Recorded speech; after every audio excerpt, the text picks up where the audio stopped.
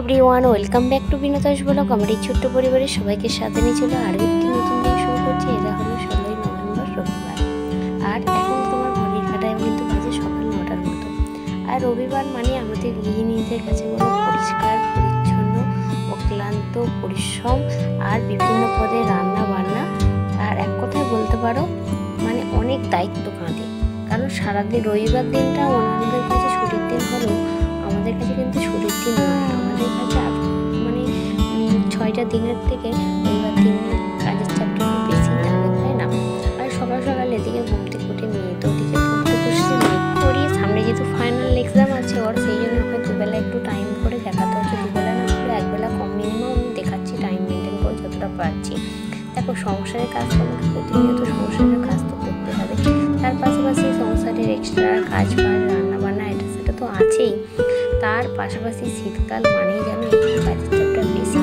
কারণ ছোটোবেলাতে সব কিছু টাইম মতো টাইম করে নিতে হয়। তার সাথে বাচ্চাকে পড়ানো, বাচ্চাকে দেখাশোনা করানো, সংসারের কাজ, নিজের জন্য একটু সময় বের করা, তারপর অনেক কিছু মানে এইসব মেনটেন করেই কিন্তু। আর আজকে রবিবারে বাজার মানে প্রথমে মাংস, মাছ, বেগুন সব রকম বার থাকে। আর রবিবার মানে মাংস, মাছ দু রকম পদ্ম মিনিমাম বাড়ির মধ্যে থাকে। আজকে ভাগ্য ভালো বলে একটা মাছ কম এনেছে।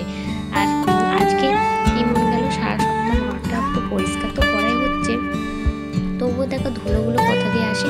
সেই জন্য আজকে ঘরগুলোকে ভালো করে আগে মোছা করবো, তারপর ওদিকে রান্না বান্না বসাবো।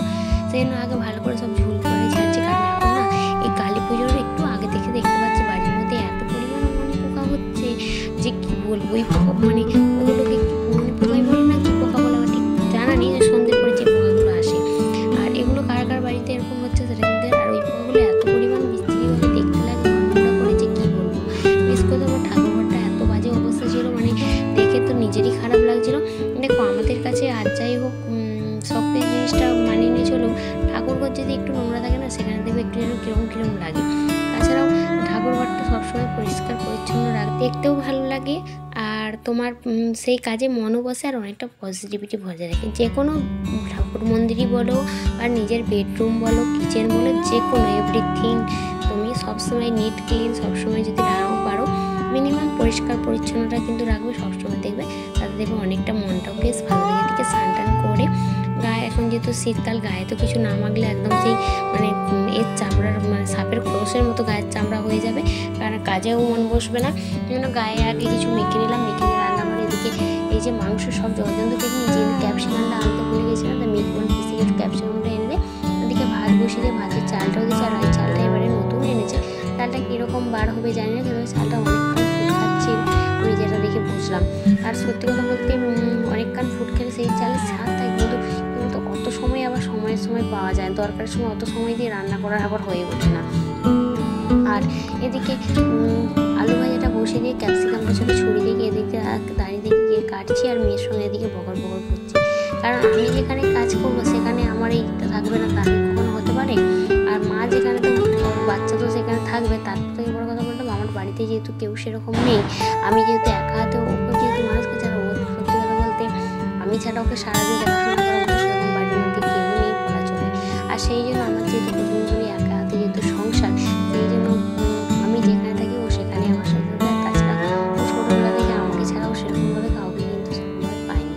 এদিকে আমি ক্যাপসিকামটা দিয়ে আর কি ছুরিটা খুলে রাখছি, নাহলে এই ছুরি কাছে। আর ইদানিং করে দেখছি এইসব নিয়ে খেলা করে আমার মেয়ের মধ্যে কিন্তু নেশাটা খুব বেশি হচ্ছে।